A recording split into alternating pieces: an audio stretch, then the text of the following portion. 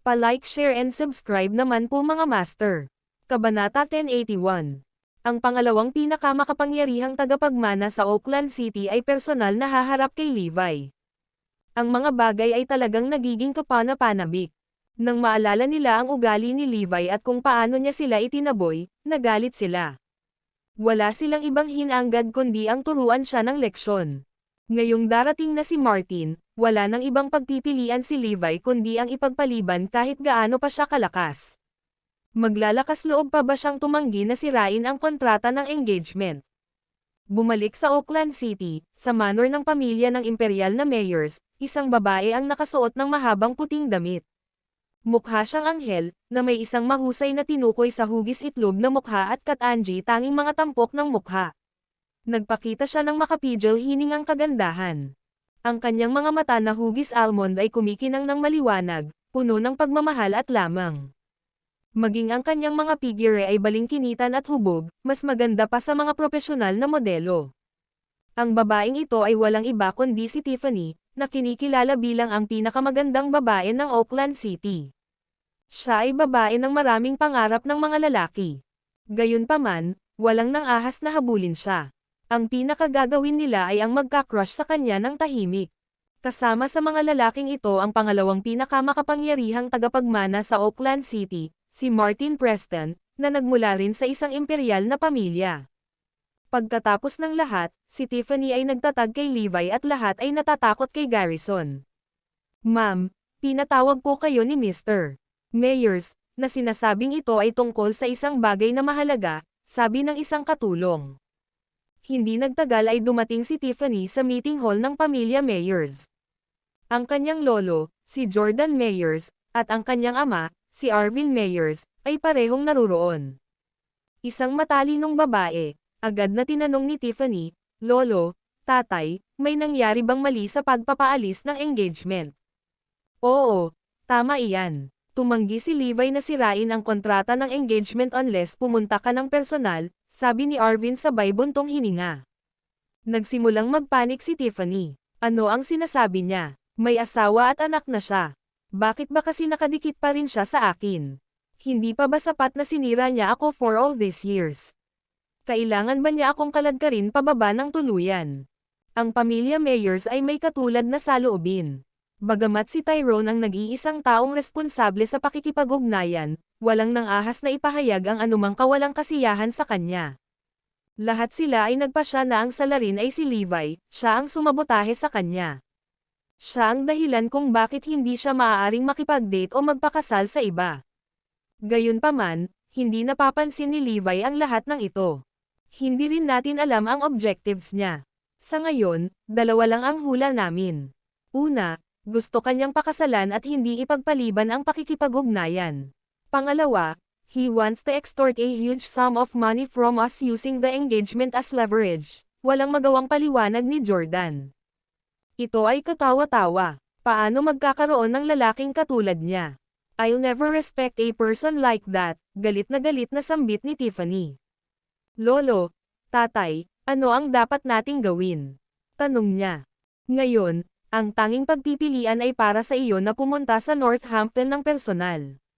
Hanggat hindi siya humihiling ng anumang bagay na hindi makatwiran, tutuparin namin ang kanyang mga kondisyon sa abot ng aming makakaya.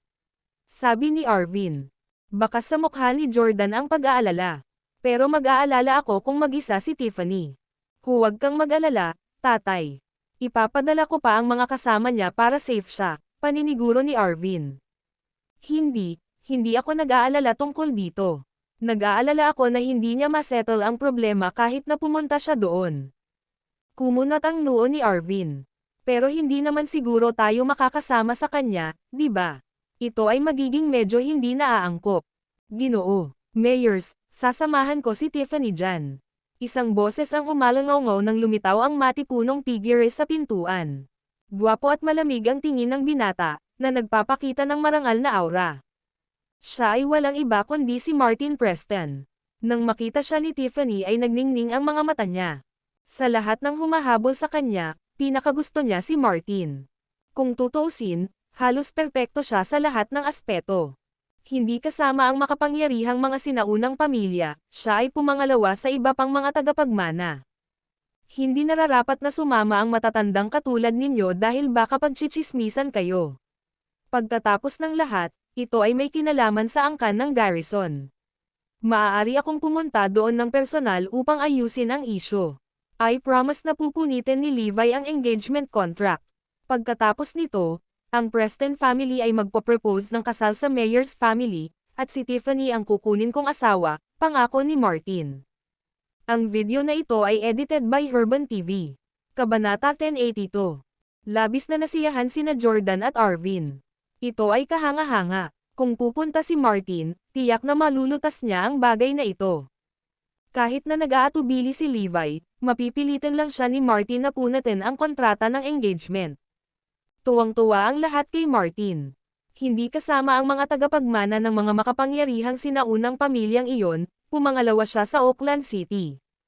Natural, siya ay karapat-dapat para kay Tiffany. Kanina pa niya ito hinihintay. Sige, iiwan ko ito sa iyo, Martin. Isasama mo si Tiffany doon para ayusin ang isyu. Pagkatapos, nagtungo sina Martin at Tiffany sa Northampton. Bumalik sa Northampton, labis na nagalit si Emma sa pagtanggi ni Levi na bawiin ang kontrata ng pakikipag-ugnayan. Sa paggawa nito, mas marami siyang naging kaaway. Hindi niya kayang masaktan ang mga taong iyon mula sa Oakland City. Masyadong mahina at mahina ang Morris Group kung ihahambing sa kanila. Maging si Zoe ay nalaman ang pangyayaring ito. She joked, napanatili mo ba ang engagement contract dahil gusto mo pa ring pakasalan ang iyong fiancé? Wala akong pakialam basta pumayag ka. Haha, ikaw. Pilit na kinurot ni Zoe si Levi. Ayoko lang kung gaano sila ka-arrogant. Kung tumanggi silang magpakumbaba, hinding-hindi ko tatanggalin ang pakikipag-ugnayan. Anyway, hindi naman ako makakaapekto.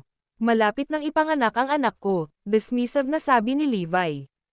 Harapin mo ng maayos, kung gayon. Huwag mo lang gawing mas magulo ang mga bagay kaysa dati. Galit na sabi ni Zoe. Natatakot talaga siya na baka magkaaway pa si Levi. Pagkatapos ng lahat, ang mga taong iyon ay mula sa Oakland City. Sa gabi, dumating sina Tiffany at Martin sa Northampton kasama ang higit sa 10 ekspertong napakahusay na sumusunod sa kanila. Martin, Tiffany, masyadong mayabang itong Levi rascal. Pinalayas pa niya kami, reklamo ni Leia at ng iba pa. Inaasahan, kung hindi siya mayabang at mapangahas, nakipagpustahan ba siya sa angkan ng garrison? Panunuyan ni Martin. Napakalamig ng ekspresyon ni Tiffany. Narinig ko ang maraming tao na nagsasabi na siya ay isang baliw. Inaasahan na gagawa siya ng ganoong abnormal na galaw. Tiffany, kung ang lokong ito ay tumanggi na sirain ang kontrata, ano ang dapat nating gawin? Tanong ni Taylor. How dare he? Galit na sigaw ni Martin.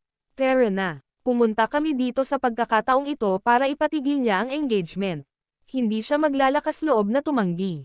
Isang malamig at nakakatakot na kislap ang sumilay sa kanyang mga mata. Hindi nagtagal, dumating ang grupo sa tirahan na tinitirhan ni Levi.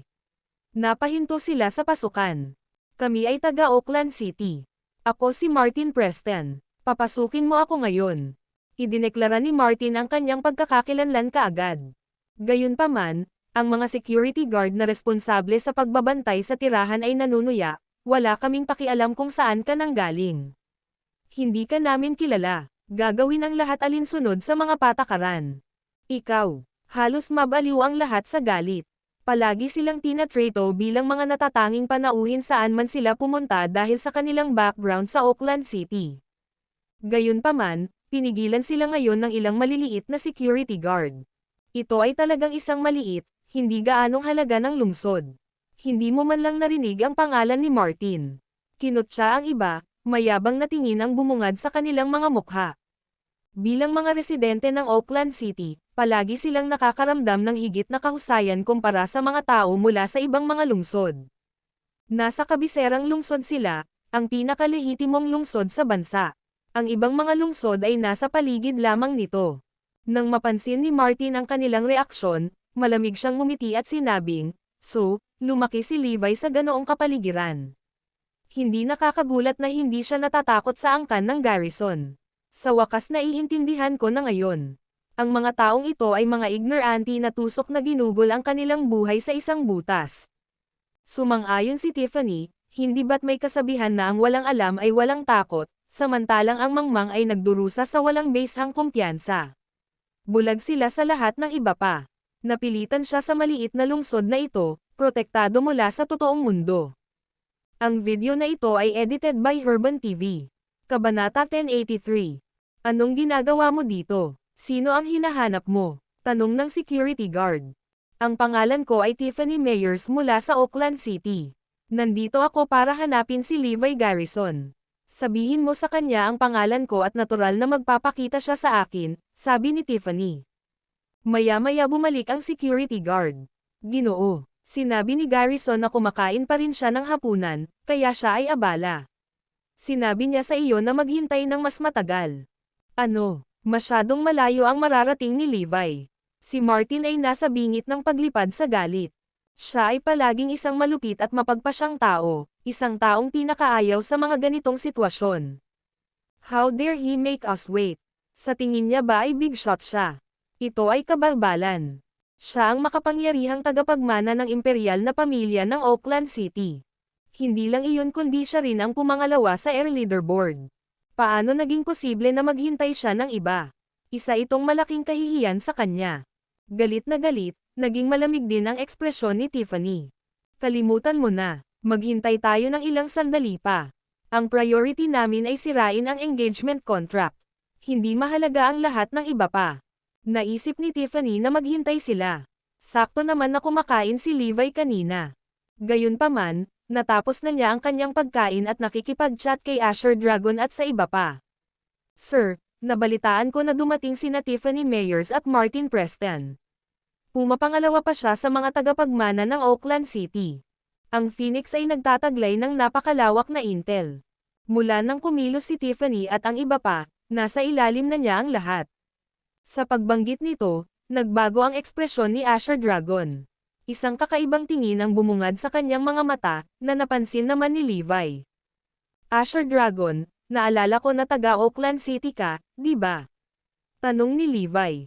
Tumanggaw si Asher Dragon. Naalala ni Levi na si Asher Dragon ay napili mula sa bilangguan tulad ng kanyang sarili. Naturally, hindi lahat ay nagkaroon ng pagkakataong mapili. Una, tanging ang mga maling inakusahan tulad ni Levi ang nagkaroon ng pagkakataon. Malinaw na iniimbestigahan ng mga awtoridad ang mga kaso. Gayunpaman, dahil may kinalaman ito sa mga lihim na lihim, hindi nila maipahayag sa publiko ang katotohanan na ang mga bilanggo ay maling inakusahan. Kaya naman, alam ni Levi na nakulong si Asher Dragon dahil na-frame siya. Matapos mapili, pagkatapos lamang ng isang mahigpit, nagbabanta sa buhay na karanasan na maaari silang bumangon sa kanilang kasalukuyang posisyon. Asher Dragon, bakit ka ipinakulong noon? Tanong ni Levi. Pagkatapos ng ilang sandali ng pag-aalinlangan, dumura si Asher Dragon, nakulong ako sa ngalan ng ibang tao. Sa katunayan, siya ay na-frame din. Ito ang dahilan kung bakit siya napiling sumali sa militar. Nagtataka na tanong ni Levi, may balak ka bang ibahagi sa amin ang mga detalye? Oo naman. Nagkataon, pinaalala sa akin ni Martin ang ilang mga nakaraang pangyayari. Napatingin ang lahat kay Asher Dragon at nakinig sa kanyang kwento. Actually, pinanganak ako sa isang disenteng pamilya. Nagmula ako sa pamilyang Stewart, isa sa nangungunang 10 pamilya ng imperial sa labas ng mga sinaunang pamilya. Ang iba ay napabuntong hininga nang marinig ang kanyang mga salita, hindi inaasahan na mayroon siyang ganoong kalakas na background. Ako ang pinakamatanda sa mga nakababatang henerasyon ng pamilya Stewart at medyo may kakayahan sa lahat ng domain. Ayon sa mga patakaran, ako dapat ang tagapagmana. Gayunpaman, ang aking nakababatang kapatid na lalaki, si Curtis, ay nalampasan ako sa lahat ng paraan. Ginawa siyang tagapagmana ng aking lolo, iniisip na siya ang pag-asa ng pamilya Stewart. Tiniis ko ito. Sa bagay, hindi naman ako kasing kaya niya. Gayunpaman, nakagawa si Curtis ng isang karumal-dumal na krimen, na kahit isang miyembro ng imperial na pamilya ay hindi mapapatawad. 20 taon dapat siyang makulong. Gayunpaman, Ginawa akong scapegoat ng pamilya Stewart at nakulong sa ngalan niya. Gaya ng napagkasundoan ng lahat sa pamilya, walang pagpipilian ang aking mga magulang kundi magpaubaya. Pagkaraan ng ilang sandali, lumuwa siya ng may hinanakit. Ang mas kasuklam-suklam ay pagkatapos akong ipadala sa bilangguan, pinakasalan ni Curtis ang aking kasintahan. Aalagaan daw niya habang buhay, sa harap ng mukha ko. Niyakap pa siya ng na iyon. Noon, nagngangalit na si Asher Dragon. Bumilis ang paghinga ng lahat matapos nilang marinig ang kanyang kwento. Sa katunayan, ang mayayamang pamilyang ito ay nanirahan sa isang ganap na naiibang mundo. Anumang bagay, kahit ang pinakanakapangingilabot na bagay, ay maaaring mangyari. Ang video na ito ay edited by Herban TV. Kabanata 1084. Nakakaawa siya. Napaka-tragic ng backstory niya. Ang Asher Dragon ay talagang nagdusa gaya ni Levi. Hindi bababa sa Levi ay may Zoe, na tahimik na naghintay para sa kanya sa loob ng 6 na taon, wala ang Asher Dragon. Ang mayroon lang siya ay isang walang awa na pamilya at isang kasintahang nagtaksil sa kanya. Hindi nakakagulat na hindi niya binanggit ang kanyang pamilya sa loob ng maraming taon. Ipinagpalagay pa ng lahat na siya ay ulila. Curtis. Maaaring si Curtis Stewart, na nireranggo ang numero 1 sa air leaderboard. Tanong ni Phoenix. Siya ay napakaraming kaalaman tungkol sa air leaderboard. Oo, tama iyan. Napakahusay ni Curtis sa lahat ng domain. Nakuha niya ang ranggo na iyon sa kanyang sariling mga kakayahan. Ito ang dahilan kung bakit ang pamilya Stewart ay handang gumawa ng ganoong paraan upang protektahan siya. Bago ka makilala, naisip ko na si Curtis ang pinakamakapangyarihang binata sa mundo. Nakakatakot siya kaya kahit ako natakot sa kanya. Noon, kahit anong pilit ko, hinding-hindi ko siya maaabutan, walang magawang hinaing ni Asher Dragon habang bamantong hininga. Higit sa lahat, sinabi talaga ng fiancé ko na ang pinakamalakas na lalaki lang ang karapat-dapat sa kanya, at hindi ako karapat-dapat. She said that I can't stop dreaming about catching up to Curtis. Gayunpaman, nalilito ako sa kung paano siya pagsabihan. Noon, sobrang nakakatakot si Curtis. Siya lang ang kayang sugpuin ang lahat ng kabataan sa Oakland City. Talagang maipapaalam niya sa iyo kung ano ang pakiramdam ng tunay na kawalan ng pag-asa. Sa oras na ito, si Asher Dragon ay galit na sa galit. Wala akong magawang pagmasdan habang ang B** na iyon ay yamakap sa kanyang mga bisig. Nakatitig sa kanya, nagtanong si Levi Garrison, ganyan pa rin ba ang nararamdaman mo ngayon? Natatakot ka pa rin ba sa kanya? Biglang tumawa si Asher Dragon. Matapos ang lahat ng mga taon na ito, ang kanyang mga kakayahan at lakas ng kaisipan ay umabot sa isang hindi pa nagagawang antas. Si Curtis, na dating pinakadakilang bangungot niya, ay hindi na dapat katakutan. Actually, anabangan niya ang pakikipaglaban kay Curtis. Gusto niyang patunayan sa pamilya Stewart at sa B** na iyon na mas malakas siya kay Curtis, na ang kanilang nakaraang desisyon ay isang kakilakilabot na pagkakamali. Kung ganoon, gusto mo bang pumunta sa pamilya Stewart? Gusto mo bang patunayan na mas malakas ka kay Curtis? Gusto mo bang patunayan sa B** na iyon na mali ang pinili niya? Gusto mo bang pagsisihan ang buong pamilya ni Stewart? Sunod-sunod na ibinato sa kanya ni Levi ang mga tanong na ito. Pagkatapos ng bahagyang pag-aalinlangan, tumanggo si Asher Dragon. Ito ang dati niyang layunin at pangarap. Siyempre gusto niya. Gayunpaman, dahil sa kanyang kasalukuyang mga tungkulin, hindi niya ito magagawa. Okay, sinusuportahan kita. Alam mo rin naman na pupunta ako sa Oakland City, di ba? Ang unang bagay ay ang paghihiganti mo sa pamilya Stewart. Babaligtarin natin ang buong lungsod. Malakas na tinapik ni Levi ang balikat ni Asher Dragon. Boss, sa pagsuporta mo sa akin, wala akong dapat ikatakot. Talagang papatunayan ko ang aking sarili sa labanang ito, at lalaban din para sa iyo. Isang determinadong tingin ang nagngangalit sa mga mata ni Asher Dragon. Hindi na siya mapakali. Mabilis na lumipas ang oras habang nag-uusap si Levi at ang kanyang mga kaibigan. Si Tiffany sa iba, na naghihintay sa entrance ng residence, ay naiinip na. Lumipas ang kalahating oras, wala pa ring dumating. Lumipas man ang 1 oras, wala pa rin si Levi. Ngayon, 3 oras na ang lumipas. Kung hindi dahil kay Tiffany, napilit na pinipigilan si Martin, sana ay pumasok na siya sa residence at nagdulot ng kalituhan. Paano siya makakakain ng 3 hanggang 4 na oras? Sinong maniniwala sa kanya? Obvious naman na sinasadya niya. Halos magalit ang lahat. Pagkatapos na mapunit ni Tiffany ang engagement contract, aayusin ko itong score kay Levi. Hindi ko siya papakawalan hanggat hindi niya ako niloloko. Galit na sigaw ni Martin.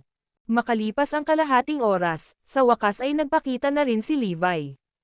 Ikinalulungkot ko na pinaghintay ko kayong lahat. Paumanhin ni Levi sabay ngisi. Ang video na ito ay edited by Urban TV.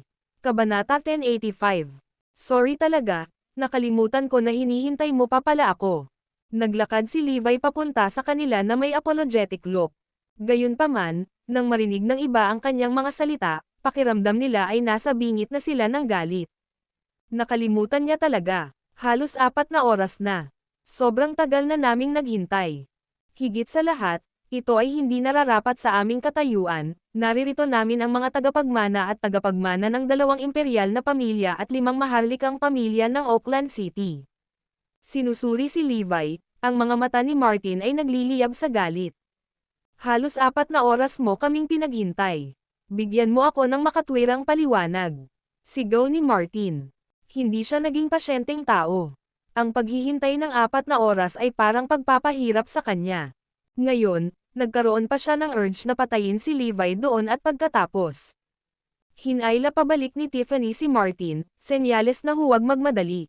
Fine, huwag na muna nating pag-isipan ito. Tanggalin ang kontrata ng kasal ngayon. Iniuutos ko sa iyo na gawin ito kaagad. Pinalaki ni Martin si Levi ng mayabang at mapanglait na tingin. Naging malamig ang ekspresyon ni Levi. Sino ka ba? Ako si Martin Preston. Wala akong narinig tungkol sa iyo. Magwala ka at hayaan mo si Tiffany na kausapin ako. Si Levi ay hindi nagpakita ng anumang paggalang kay Martin. Ang iba ay natigilan, ibinaling ang kanilang tingin kay Levi sa lubos na hindi makapaniwala. Ito na ang ikalawang pagkakataon ngayon na si Martin ay tahasang napabayan. Hindi lang siya naging pangalawa sa Air Leaderboard, ngunit siya rin ang tagapagmana ng isang imperial na pamilya, isang lalaking makukuha ang anumang gusto niya. Ngayong hindi na siya pinansin muli sa isang maliit na lungsod tulad ng Northampton, hindi na nakayanan ni Martin. Naiinis siya ngayon. Papatayin kita. Binalot ng agresibong pamatay na aura ni Martin si Levi. Ang tensyon sa kapaligiran ay napakakapal kaya maaaring putulin ito ng isang kutsilyo. Ako si Tiffany. Umalis si Tiffany sa oras. Nagkatitigan sila ni Levi, ngunit nakaramdam siya ng matinding pagkabalisa sa titig nito. Pakiramdam niya ay nakakakita siya sa pamamagitan niya. May asawa na siya, bakit ganyan siya makatingin sa akin? Ano ang sinusubukan mong gawin? Bakit mo ako tinatitigan ng matindi? Magpakita ng paggalang. Naiinis na tinitigan ni Tiffany si Levi, halata sa titig nito ang panghahamak nito sa kanya. Ang isang tulad mo ay gustong pakasalan ako. Hindi ba siya makatingin sa salamin at makitang wala siya sa liga ko? O hindi? Paano kung ayaw sirain ni Levi ang engagement contract at gusto niya akong pakasalan? After seeing how I look, baka ayaw na niyang sumuko sa akin. Pagkatapos ng lahat, ang kanyang biological na ama ay inabandona si Emma at siya para kay Olivia. Baka ganoon din ang gawin ni Levi at iwanan niya ang asawa at anak niya para sa akin.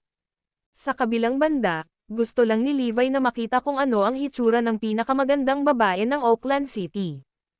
Hindi niya alam na siya ay kasalukuyang hindi naiintindihan. Ang pinakamagandang babae ng Oakland City. Well, nakikita ko ngayon na ikaw ay pangkaraniwan. Medyo mababa sa asawa ko, pagtatapos ni Levi pagkatapos ng masusing pagsusuri. Ayaw niyang sabihin ito ng malakas sa simula, ngunit ang ugali ng babaeng ito ay nagudyok sa kanya. Ikaw, bumakas ang galit sa mukha ni Tiffany. Nakakairita talaga si Levi. Nang marinig ni Martin na iniinsulto ni Levi ang babaeng mahal niya, agad siyang nagalit. Humingi ng tawad. Humingi ng tawad kay Tiffany ngayon din. Sigaw ni Martin habang nakaturo kay Levi. Nakasimangot na tanong ni Levi, paumanhin. Bakit ako hihingi ng tawad? Sabi mo namumutla si Tiffany kumpara sa asawa mo. Ito ang pinakamalaking insulto na maibibigay mo sa kanya. Dapat humingi ka ng tawad sa kanya ngayon din. Si Martin ay lubhang matigas. Oo, paano magkakaroon ng mas magaling kay Tiffany? Imposible. Dapat humingi ka ng tawad kay Tiffany ngayon din. Ipinilit ng iba na humingi ng tawad si Levi. Ganyan din ang iniisip ni Tiffany. Mula noong bata pa siya ay nagustuhan ng pamilya Meyers at pinakitunguhan ng may lubos na pangangalaga. Wala man lang babaeng maihahambing sa kanya. Gayunpaman, sinabi ni Levi na ang kanyang asawa ay mas mahusay kaysa sa kanya. Hindi umamin si Tiffany. Ang video na ito ay edited by Herban TV. Kabanata 1086. Isa itong kahihiyan sa kanya. Mula nang siya ay maging may sapat na gulang, ang kanyang posisyon bilang pinakamagandang babae ng Oakland City ay palaging hindi mapag-aalinlanganan. Walang sino man ang makakapagkumpara sa kanya. Sa katunayan, isang malaking karangalan ng babae ang may kumpara kay Tiffany.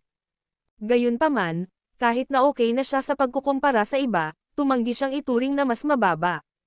Levi, kailangan mong humingi ng tawad sa akin para dito. Malamig na utos ni Tiffany habang nakatitig sa kanya. Ito ay katawa-tawa. Wala pa akong narinig na kailangang humingi ng tawad para dito. Humagalpak ng tawa si Levi. Ito ay lubos na walang katotohanan. Ito ang unang pagkakataon na humingi ako ng tawad sa paggawa ng paghahambing. Levi, hindi mo man lang alam ang status ni Tiffany sa Oakland City. Siya ay kilala bilang ang pinakamagandang babae sa Oakland City sa loob ng 10 taon. Sino ang maglakas loob na ikumpara ang iba sa kanya? Gayunpaman, naglakas loob kang sabihin na mas mababa siya sa iyong asawa. Sa paggawa nito, sinisiraan mo si Tiffany. Galit na paliwanag ni Leah. Hindi siya nagkamali, lahat ng tao sa Oakland City ay may parehong damdamin. Gayunpaman, naisip ni Levi na sila ay isang grupo lamang ng mga baliw. Humingi ng tawad. Imposible naman. Kung wala nang iba pa, I'll take my leave now. Umikot si Levi at umalis. Tumayo ka dyan. Hinayaan ba kitang umalis? Sigaw ni Martin habang sumusugod sa harap ni Levi, na humaharang sa kanyang dinadaanan. Humingi ng tawad ngayon din. Iniuutos ko sa iyo na gawin ito. Hindi na nakatiis, si Martin ay nasa bingit na ng paglipad sa galit. Napangiti si Levi. Paano kung tumanggi akong humingi ng tawad? Huwag mo akong sisihin sa pagiging walang awa, kung gayon. Mariin na ikinuyom ni Martin ang kanyang mga kamao, kasabay ng tunog ng pagbitak ng kanyang mga buko sa hangin. Ang pagkakaroon ng ranggo na pangalawa sa Air Leaderboard, nangangahulugan ito na hindi lamang siya napakahusay sa ibang mga domain, ngunit siya rin ay sanay sa pakikipaglaban. Natutunan ni Martin kung paano lumaban mula pagkabata. Sa pamamagitan ng mahigpit na pagsasanay, naperpekto niya ang kanyang mga kasanayan sa martial arts, na nakakuha sa kanya ng reputasyon na hindi magagapi, kahit na ang mga kutsilyo, baril, o bala ay hindi maaaring makapinsala sa kanya. Nang makitang malapit ng maganap ang isang malaking labanan, mabilis na pinalaganap ni Tiffany ang tensyonado na kapaligiran. Fine, titiisin ko ito. Hindi mo kailangang humingi ng tawad, ngunit dapat mong sirain ang kontrata ng pakikipag-ugnayan at ibalik ako. Aking kalayaan. Sa pag-iisip tungkol sa kanilang pangunahing layunin ng pagpunta dito, pinigilan ni Martin ang kanyang galit. Hanggat nasira ang kontrata ng engagement, hindi pa huli ang lahat para maghayganti siya. Oo, pira-piraso ngayon din. Udyok ng iba. Alam nyo rin naman na nandito kayo para ipagpaliban ang engagement. Bakit ka nag-aksaya ng maraming oras sa pagbubugan ng kalokohan, kung gayon? Saway ni Levi. Well, naging awkward sila. Si Tiffany ang pinakamabilis mag-react. Purihin mo na ang engagement contract. Wala na tayong gagawin sa isa't isa pagkatapos. Purihin ang engagement contract. Natatakot ako na hindi na ito magiging ganoon ka-simple. Malamig na deklara ni Levi. Kung nag-usap sila ng maayos kanina, pumayag na siya na ipagpaliban ang engagement. Hindi naman big deal iyon. Gayunpaman, hindi niya matiis ang kanilang mapagmataas na ugali. Ano? Natigilan sila at hindi makapaniwalang napatingin kay Levi. Isa siyang walang hiyang bastard. Talagang tinatanggihan niyang sirain ang kontrata ng engagement. Ano? Anong sabi mo? Baka ayaw mong punatin ito. Mas sigurado si Tiffany na sinadya ni Levi na pakasalan siya at iwanan ang asawa. Halata hindi lang sa matinding titig niya kanina, pati na rin sa mga kilos niya ngayon. Gayunpaman, ang isang tulad niya ay hindi kailanman mananalo sa kanya. Napakataas ng pamantayan ni Tiffany para sa isang lalaki. Kahit na ang nangungunang tatlong tagapagmana ng Air Leaderboard ng Oakland City ay hindi makapukaw ng kanyang interes. Naniniwala siya na ang mga tagapagmana lamang ng mga sinaunang pamilyang iyon ang karapat-dapat para sa kanya, halimbawa, si Damian. Ito ay isang lubos na biro para kay Levi ang kanyang asawa. Hahaha, Levi, inaasahan na namin na gagawin mo ito. Sabihin sa amin, sa ilalim ng anong mga kondisyon sisirain mo ang kontrata ng kasal. Obviously, hindi ka namin hahayaang pakasalan si Tiffany. Sabi ni Martin. Ang video na ito ay edited by Urban TV. Kabanata 1087. Alam na alam ng lahat na dalawa lang ang dahilan kung bakit tumanggi si Levi na sirain ang kontrata ng kasal, ang magpakasal kay Tiffany o mangikil ng malaking halaga mula sa kanya. Well, syempre, mayroon akong ilang mga kondisyon. Sabi ni Levi sabay ngisi. Napakunot noo ang lahat, tulad ng inaasahan. Lahat kayo dapat humingi ng tawad sa akin at sa aking ina bago ko sirain ang kontrata ng engagement. Ikaw, lalo na, dapat lumuhad para humingi ng tawad. Tinuro ni Levi si Martin. Pagkasabi niya nun, saglit na natigilan si Tiffany at ang iba pa.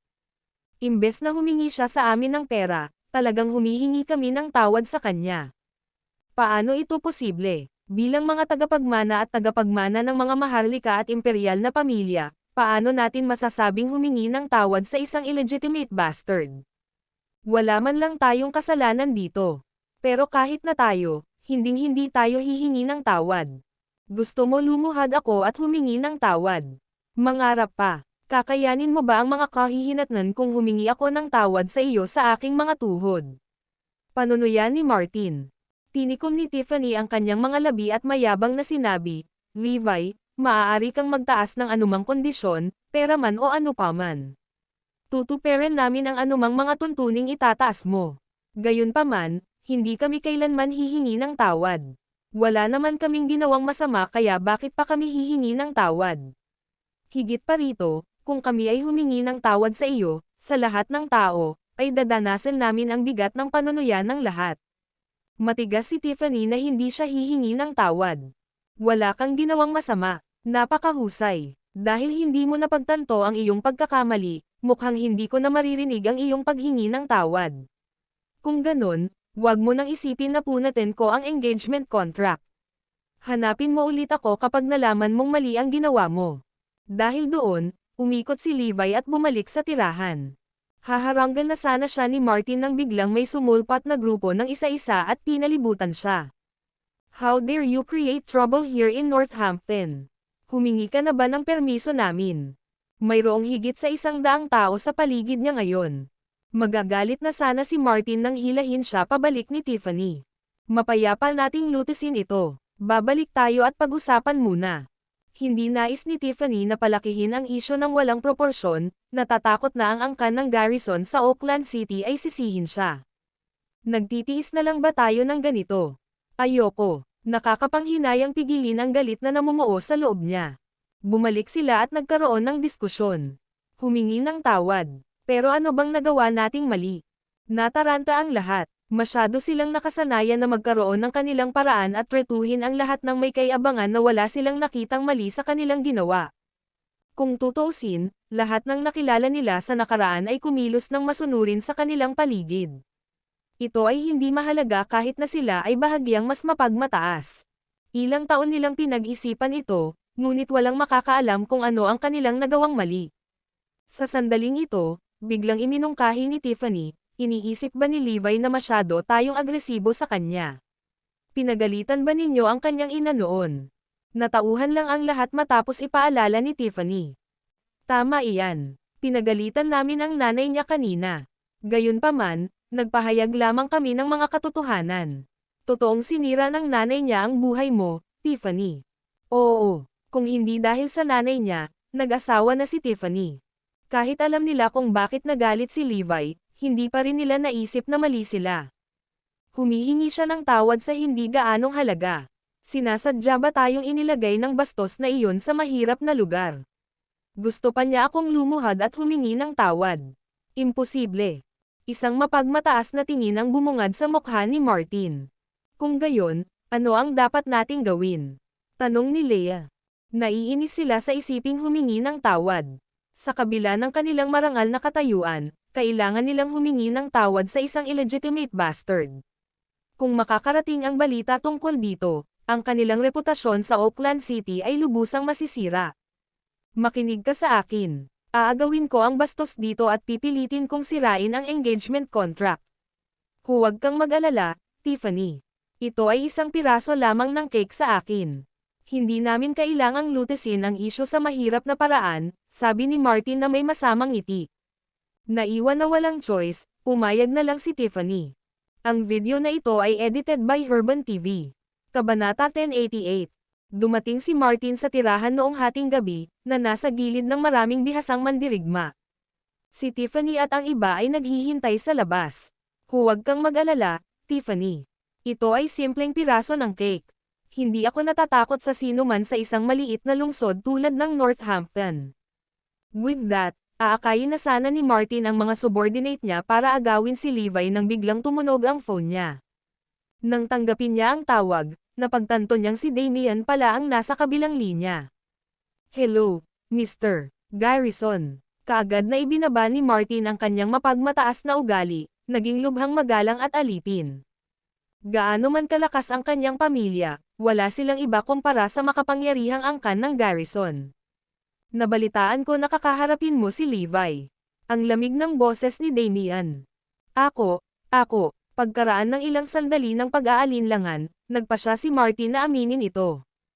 Alam kong tinutulungan mo si Tiffany na sirain ang kontrata niya sa engagement dahil gusto mo siya.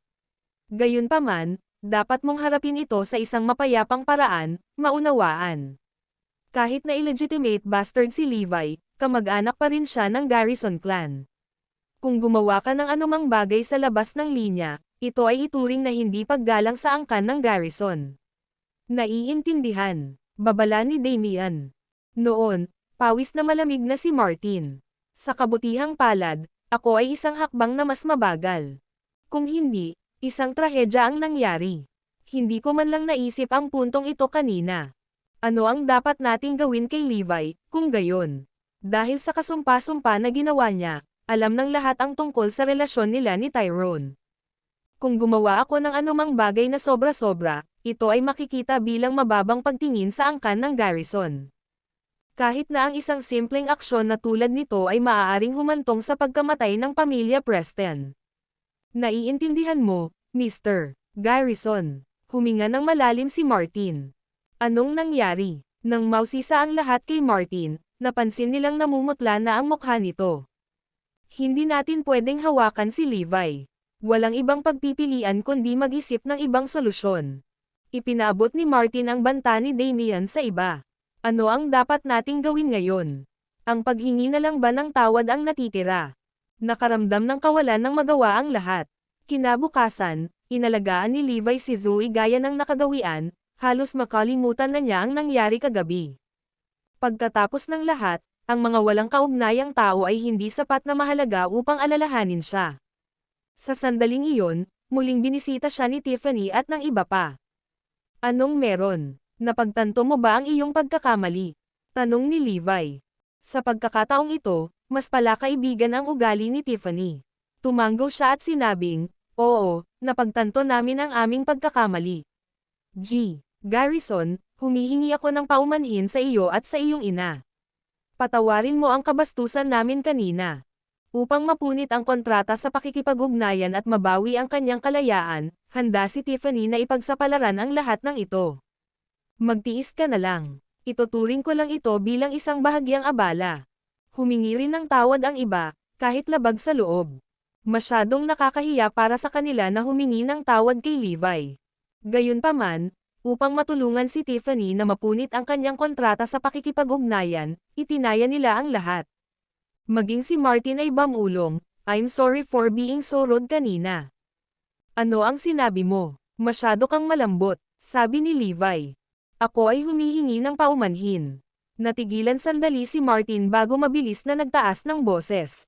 Napangiti si Levi. Mukhang napagtanto mo talaga ang iyong pagkakamali. Tuwang-tuwa, agad na nagtanong si Tiffany, so, willing ka na bang sirain ang engagement contract ngayon? Siyempre, gayunpaman, ang iyong paghingi ng tawad ay hindi pa rin sapat. Malamig na sagot ni Levi. Ano, sasalungat ka ba sa iyong mga salita? Humingi na kami ng tawad sa iyo. Nagsimulang magpanik si Tiffany. Dama po ang tingin ni Levi kay Martin. Di ba sabi ko kailangan niyang lumuhad at humingi ng tawad? Ikaw, galit na galit si Martin. Ang paghingi ng tawad sa isang bastard na tulad niya ay ang pinaka-nakakahiya niyang nagawa. Imposibleng lumuhad siya at humingi ng tawad kay Levi. Kapag lumuhad siya at humingi ng tawad, sisirain ko agad ang kontrata. Ang video na ito ay edited by Herban TV. Kabanata 1089. Matapos marinig ang madiin na tugon ni Levi, sabay-sabay na napatingin si Tiffany at ang iba pa kay Martin. No way. Paano ako luluhod sa kanya? Tiffany, hindi ko kaya. Napatingin siya kay Levi. Ikaw bastos, itaas ang isa pang kondisyon at ipinapangako ko na papayag ako. Hindi. Gusto kong lumuhad ka at humingi ng tawad sa akin. Napakatigas ni Levi. Walang ibang hiniling si Martin kundi ang patayin si Levi doon at pagkatapos. Gayunpaman, sa pag-alala sa babala ni Damian, pinigilan niya ang pagnanasang iyon. Martin, please help me this time. Ayoko na talagang matali pa sa engagement na ito, time na pakiusap ni Tiffany. Matapos ang 5 minutong pag-aalinlangan, huminga siya ng malalim at sa wakas ay pumayag. Sige, tutulungan kita. Lumuhad siya sa harap ni Levi, sumigaw siya, Mr. Garrison, nagkamali ako. Ako ay humihingi ng paumanhin. Patawarin mo kami. Ang pagkilos na ito ng pagluhod ay katumbas ng pagyurak ng kanyang pride. Nakakahiya kasing tinadyakan ni Levi ang mukha niya. Gayunpaman, tiniis niya ito alang-alang sa babaeng mahal na mahal niya. Ngayon ay mas katulad nito. Habang nagsasalita siya, kinuha ni Levi ang engagement contract at pinunit ito sa harap mismo ni Tiffany. Makinig ka, Tiffany. Mula ngayon, ang aming pakikipag-ugnayan ay nakansela. Wala akong kinalaman sa iyo, kaya sana hindi mo na ako guluhin pa, malamig na sabi ni Levi. Ha? Natigilan si Tiffany. Hindi ba dapat ako ang nagsasabi nito? Bakit si Levi ang nagsasabi nito? Huwag kang mag-alala. Hindi kita guguluhin dahil hindi ka karapat-dapat. Pagmamalaking sagot ni Tiffany. Oo, sa palagay ko ito ang pinaka-hindi pantay na nakaayos na pakikipag-ugnayan sa buong kasaysayan. Wala ka lang kumpara kay Tiffany. Itigil ang pagsisikap na magpuntirya sa itaas ng iyong istasyon. Galit na sigaw ni Leia at ng iba pa. Tiffany scoffed, Levi, sabi mo namumutla ako kung ikukumpara sa asawa mo. Gusto kong makita kung gaano ako kababa sa kanya. Hindi sa pagmamalabas, ngunit hindi pa ako nakakita ng isang babaeng mas katangi tangi kaysa sa akin. Kanina, wala siyang lakas ng loob na magsalita dahil sa engagement contract. Ngayong napunit na ito, wala na siyang ibang dapat ikatakot. Oo, tama iyan. Anyway, kasal na ako ngayon. Kahit hindi ako, mas pipiliin ko pa rin si Zoe kaysa sayo. Simple lang ang dahilan, mas magaling siya sayo. Deklara ni Levi. Pagkasabi niya nun, natahimik ang lahat ng ilang segundo. Baka sa mukha ni Tiffany ang labis na kawalan ng paniwala. Talaga bang iniisip ni Levi na ako, ang pinakamagandang babae sa Oakland City, ay mas mababa sa kanyang asawa? Ito ba ang dahilan kung bakit handa kang sirain ang kontrata sa pakikipag-ugnayan? Malamig na tanong ni Tiffany. Tama iyan. Pagsisisihan mo ito kapag pumunta ka sa Oakland City. Nakagawa ka ng sobrang maling pagkakamali. Pagsisisihan mong pinili mo siya kaysa sa akin. Sigaw ni Tiffany. Para sa paglalakbay na ito sa Northampton, hindi siya naglagay ng anumang make-up. Magulo ang buhok niya at napakasimple ng damit niya. Nagbihis siya sa mababang paraan, sadyang pinipigilan si Levi na mahalin siya. Sa kanyang pagtataka, ang mga bagay ay naging ganito. Ngayong pinunit na ni Levi ang kontrata sa pakikipag-ugnayan, talagang nasumpungan niya ang kanyang sarili na medyo nabalisa. Nagkaroon pa siya ng impulse na pilitin si Levi sa halip. Kung tutuusin, Hindi siya dapat magpatalo kay Zoe. Sa araw na dumating ka sa Oakland City, haharap ako sa iyo sa aking pinakadakilang kariktan. Pagkatapos, sa wakas ay mauunawaan mo na ang pakiramdam na maalis ang iyong hininga sa aking kagandahan. Mapapahiya ka sa mga sinabi mo ngayon. Napagdesisyonan ni Tiffany na magbihis siya ng maganda kapag siya na ang susunod na humarap kay Levi. Desidido siyang gawin itong pagsisihan nito. Hindi na kailangan iyon, Tiffany. Pagsisisihan ko siya ngayon. Hindi na niya napigilan ang galit, tinapunan niya ng masamang tingin si Levi. Ang video na ito ay edited by Urban TV. Kabanata 1090. Hindi na niya kinaya. Ayos lang kung nainsulto siya. Kaya niyang lumuhad sa harap ni Levi. Gayunpaman, tumanggi siyang payagan ang sinuman na pagtawanan si Tiffany. Kaya naman, agresibo siyang lumapit kay Levi. Sa kakaisip sa ginawa ni Levi kanina, kailangan niyang pigilin ang sarili na sakalin siya. Martin, nang malaman ni Tiffany at ng iba pa ang kanyang ginagawa, huli na para pigilan siya. Sampal. Isang malinaw na sampal ang umalangaw-ngaw. Natigilan ang lahat, pati si Martin ay napatulala. Walang nakakaalam na si Levi ay maglalakas loob na saktan si Martin Preston. How dare you slap me? Pinandilatan ni Martin si Preston. Sampal. Sampal. Sampal. Patuloy na damapo sa pisngi ni Martin ang malalakas na sampal ni Levi. Nataranta. Naisip ng karamihan, seryoso niyang sinampal si Martin. Hindi nagtagal ay bumulaga ng husto ang mukha ni Martin habang umaagos ang dugo sa gilid ng labi niya. Tumayo siya sa harap ni Levi, nagha-hyperventilate at sesabog na sa galit. Papatayin kita. Galit na umungol si Martin, na may balak na patayin si Levi.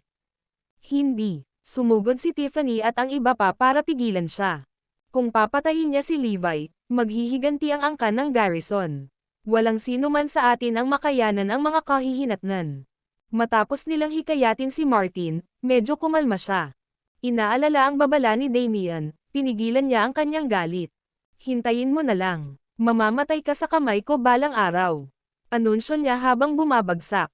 Napatingin si Tiffany kay Levi, halo-halong-halo ang kanyang emosyon. Logically speaking, matapos sirain ang engagement contract nila, hindi na siya nakatali kay Levi. Gayunpaman, hindi pa siya handang sumuko. Nangako siyang ipakita kay Levi ang pinakamagandang bahagi ng kanyang sarili para pagsisihan niya ang desisyon nito. Pagkaalis nila, lumitaw si Asher Dragon. Boss, dapat tinulungan mo ako. Gusto kong talunin ang lahat ng pangalan ay nakalista sa air leaderboard ng Oakland City upang ang pamilya Stewart ay puno ng pagsisisi. Halatang galit si Asher Dragon. Huwag kang mag-alala, you'll get a chance to do so, nakangiting sabi ni Levi. Si Tiffany at ang kanyang entourage ay bumalik sa Oakland City. Ang balita tungkol sa pagtatapos ng kanilang pakikipag-ugnayan ay kumalat sa buong Oakland City sa lalong madaling panahon. Umabot pa ito sa tenga ni Tyrone. Nakansela ang engagement. Talunan. Bakit ako nagkaroon ng ganoong anak? Galit na galit si Tyrone.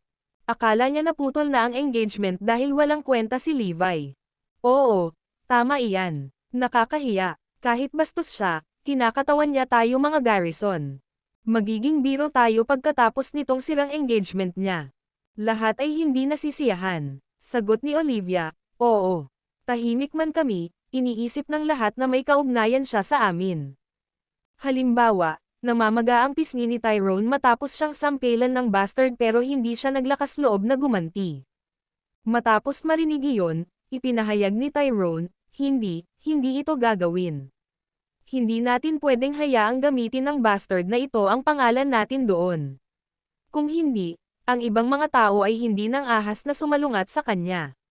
Kaya niyang gawin lahat ng gusto niya. Sabay tanggi ni Damian. Pero Father, Garrison pa rin siya. Siya ang lumabas sa atin. Kanina, tinawagan ni Damian si Martin para bigyan ng babala dahil, sa kanyang palagay, walang makakasakit kay Levi. Sabi ng sino, magiging totoo lang iyon kung magtagumpay siya sa hamon matapos ang 1 taon. Sa ngayon, wala siyang kinalaman sa atin. Ang video na ito ay edited by Urban TV.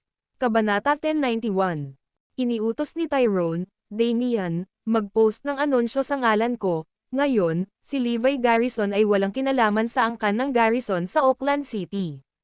Siya ay responsable para sa kanyang sariling mga bagay. Ang kanyang kaligtasan ay walang kinalaman sa angkan ng Garrison. Malinaw ang ibig sabihin ni Tyrone.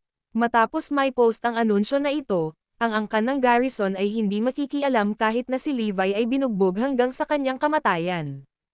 Nakangiting sinabi ni Tyrone, "Levi, sa palagay ko hindi ka magtatagal hanggang 1 taon mamaya." Talaga, masyado siyang madalas na nagkakaproblema. Tingnan mo, nasaktan lang niya si Martin. Wala pa siya sa Oakland City, pero marami na siyang naging kalaban dito. Baka hindi man lang siya makarating sa Oakland City, hamanin pa tayo. Ang angkan ng Garrison ay puno ng mga mahuhusay na tao.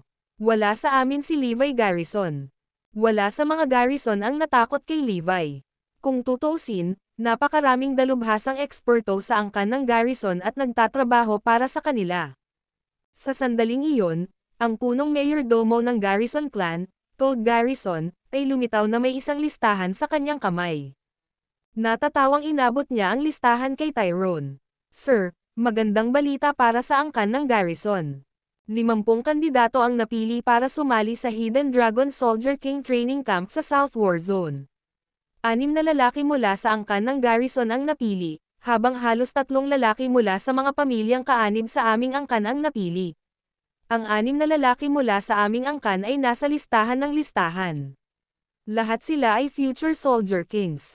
Narinig ko na ang Hidden Dragon Soldier King Training Camp ay nagre-rekomende ng ilang kandidato sa Iron Brigade. Napakalaking pagkakataon iyon para sa aming angkan." Natuwa si Tyrone matapos matanggap ang listahan. Siya ang pinuno ng angkan ng Garrison sa ngayon.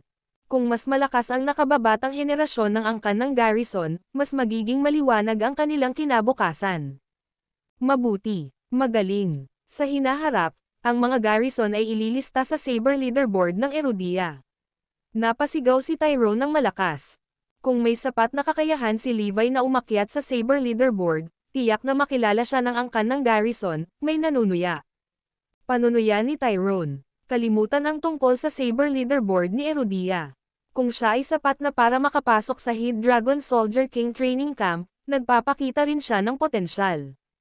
Matapos ang anunsyo ni Tyrone ay naipost ni Damian, ang buong Oakland City ay nagkagulo. Dati, nagpigil si Martin at ang iba pa dahil natatakot silang ipaghiganti ng angkan ng Garrison si Levi. Ngayong malinaw na ang anunsyo, hindi na nila kailangang mag-alala. Natuwa si Martin matapos marinig ang balita. Alam ng lahat sa Oakland City kung paano siya sinampal ni Levi dati. Napahiya siya kaya ang tanging paraan para makaalis ay patayin si Levi. Ilang oras na lang bago sila umalis patungong Northampton. Nang walang kaguluhan, muling naging mapayapa ang buhay ni Levi. Sinamahan niya si Zoe at inalaga ang mabuti ang buntis na asawa. Si Iris ang namamahala sa kanyang kumpanya. Ang desisyon niyang ito ay nagpapahayag sa lahat. Habang ang Morris Group ay na-muzzle, walang puwang para sa pag-unlad. Hindi ba dapat mag-alala si Levi? Nakalimutan na ba niya ang taya?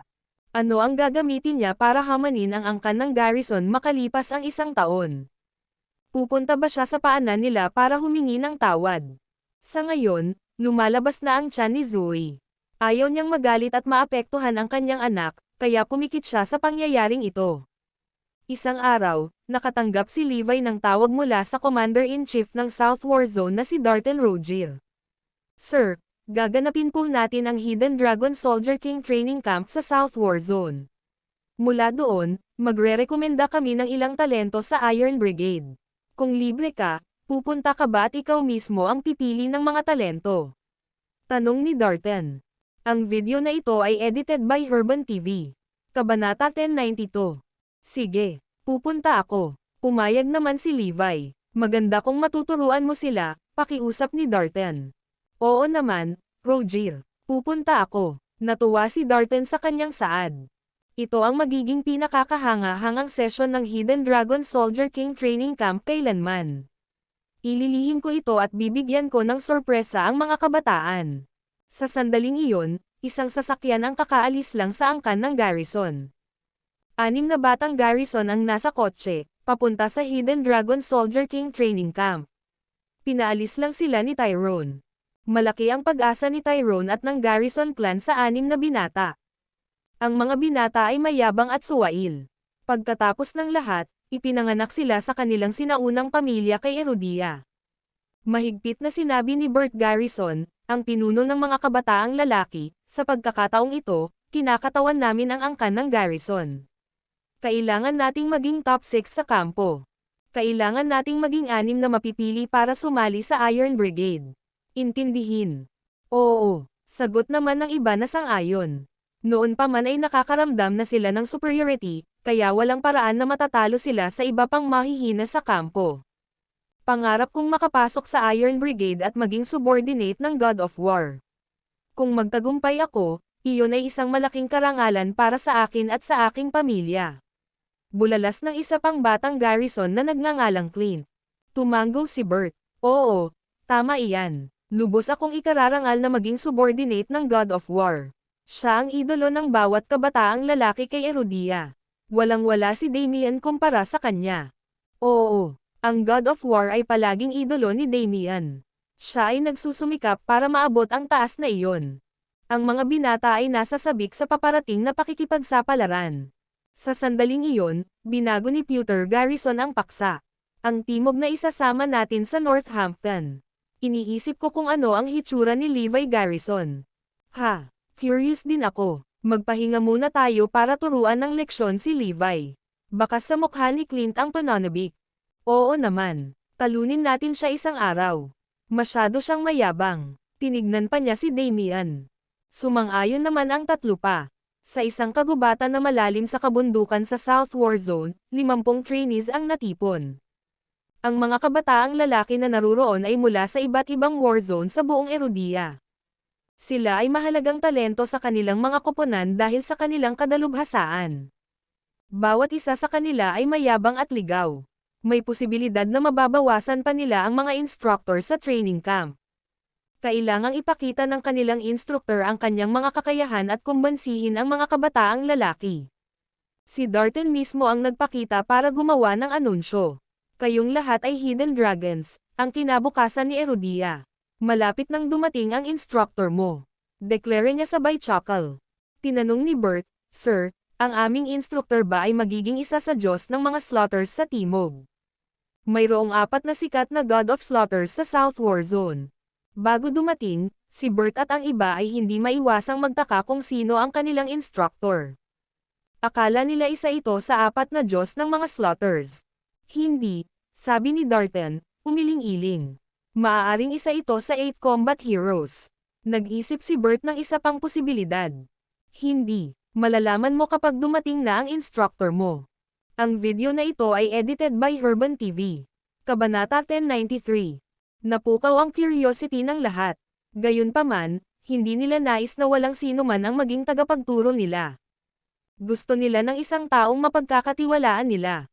Tinipon ni Bert ang lahat at kinutya, lahat, dahil hindi magiging guro natin ang pinakamalakas na lalaki sa Timog, sa palagay ko ay hindi natin kailangang manatili.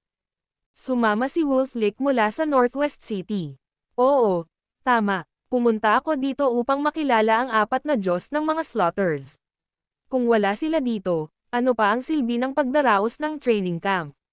Baka ang instructor ay hindi magiging kasing lakas ko. Tama ka. Lahat ng tao dito ay may kaya. Walang sino man ang maaaring maging guro natin.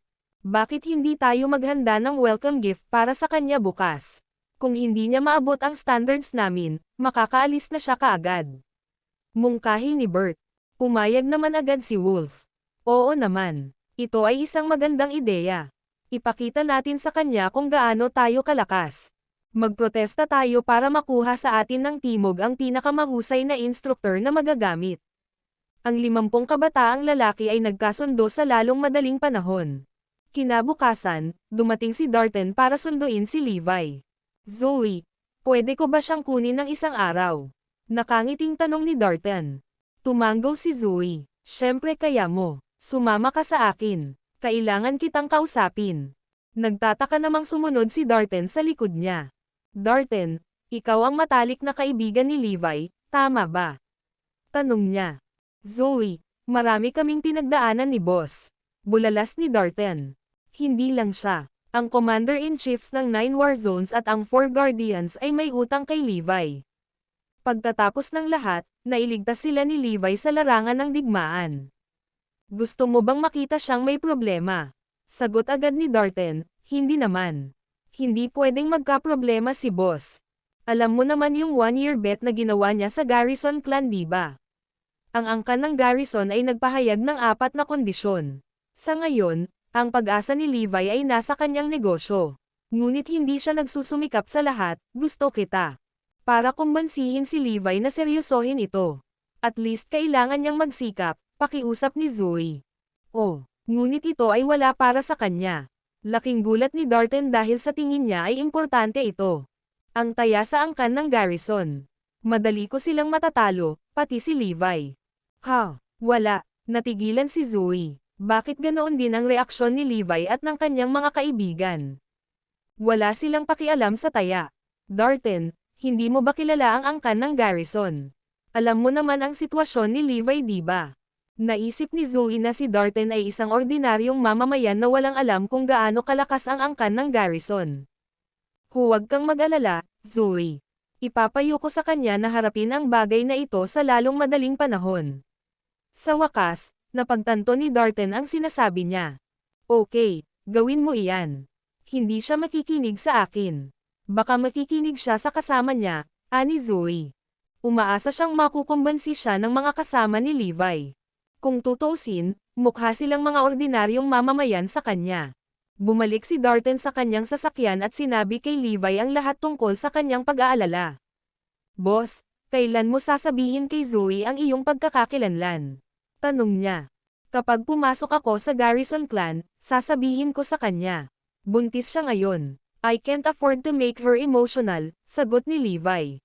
Nakuha ko. Boss, ilang Garrison ang nasa training camp? Naalala ni Darten si Bert at ang iba pang mga batang Garrison. Oh, interesting. Lumalim ang ngisi sa labi ni Levi. Ang video na ito ay edited by Herban TV. Kabanata 1094. Hindi mo kailangang sumama sa akin. Let me see how capable the youngsters are, deklara ni Levi. Nakuha ko. Hihilingin kong may magpadala sa iyo sa kampo ng pagsasanay. Maya-maya, dumating si Levi sa training camp. Umupo siya sa likurang upuan, habang sina Gruffin at Wendy naman ang umupo sa harapan. Pareho silang namamahala sa seguridad ng training camp. Sa rearview mirror, nakita nilang natutulog si Levi. Seryoso, itinalaga ba siya ni Chief Roger na maging instructor? Tingnan mo kung gaano siya kabata. Nagulat si Wendy. Mukhang nagulat din si Gruffin. Oo, hindi ko pa siya narinig, saan siya galing? Ano ang sinusubukang gawin ni Chief Roger? Wendy scorned, ang mga trainees ng training camp sa pagkakataong ito ay lahat ay naliligaw at may kakayahan. Bilang kanilang instructor, kailangan niyang maging mas makapangyarihan kaysa sa kanila. Pero ipapahiya tayong lahat ng lalaking ito. Humalaklak si Gruffin. Narinig ko na ipapakita sa kanya ng mga kabataan kung sino ang amo. Kaya niya bang kunin? I think ipapadala natin siya sa ospital mamaya. Maling desisyon ang ginawa ni Chief Roger sa pagkakataong ito. Deklara ni Wendy, na handang ihatid si Levi pabalik mamaya. Sa training camp, handa na ang 50 binata. Gayunpaman, sila ay tamad na walang ginagawa sa paligid. Ang ilan sa kanila ay nakaupo pa nga sa lupa, casual na kumagat sa damo. Lahat sila ay bastos at mayabang dahil lahat sila ay matigas ang ulo sa kani-kanilang mga koponan. Maliban kung may nakilala silang mas makapangyarihan kaysa sa kanila, hinding-hindi sila aamin ng pagkatalo. Tandaan mo, mahihirapan tayo, paalala ni Bert. Huwag kang mag-alala. Kung gusto niya akong turuan, kausapin niya muna ang mga kamao ko. Panunuya ni Wolf, na tamad na nakahandusay sa lupa. Nandito na sila. Ang mga ulap ng alikabok ay umaagos sa hangin, hudyat ng pagdating ng instructor. Napatingin ang lahat sa direksyong iyon. Nang huminto ang sasakyan ay tulog pa rin si Levi. Malungkot na sumigaw si Wendy, nandito na tayo. Alam ko, sabi ni Levi habang nakapikit ang mga mata. Actually, nagpapahinga lang siya kanina. Kaya naman, narinig niya ang pag-uusap ni Gruffin at Wendy. Pagkababa ng sasakyan, sinundan niya sina Windy at Gruffin sa kinaroroonan ng team. Nang makita niya kung gaano katamad ang mga trainees, isang galit na kislap ang sumilay sa kanyang mga tingin. Napakasuwe yan. Bilang mga sundalong Erudian, kailangan nilang sundin ang mga alituntunin ng militar. Lahat sila ay kumikilos ng hindi tama. Nasa kampo kami ng pagsasanay sa halip na isang kusina kung saan maaari mong gawin ang anumang gusto mo.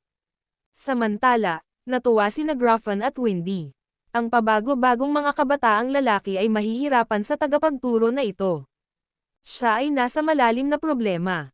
Nang makita ng mga kabataan na ang kanilang instructor ay isang bata at hindi pamilyar na Levi, sila ay nagalit. Bale kung hindi sikat na Mighty General ang instructor nila. Walang paraan na tatanggapin nila ang isang bata at ordinaryong lalaki upang maging kanilang instructor. Ano ito? Joke ba ito? Ang tagapagturo na ito ay mas masahol pa kaysa sa aming naisip. Napakabata niya. May kaya pa ba siya? Ito ay isang insulto. 2 beses umubo si Gruffin. Lahat, ito ang inyong head instructor sa Hidden Dragon Soldier King Training Camp. Mangyaring bigyan siya ng mainit na pagtanggap.